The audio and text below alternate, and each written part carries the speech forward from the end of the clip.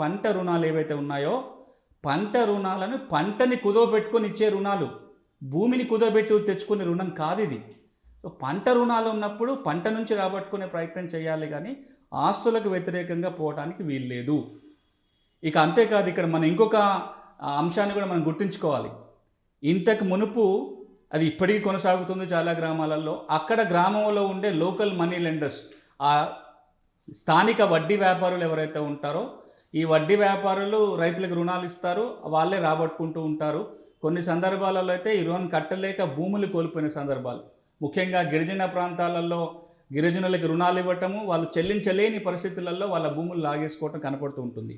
ఈ విధంగా రైతులు ఒక ఊబిలో చిక్కుకుపోతున్నారు.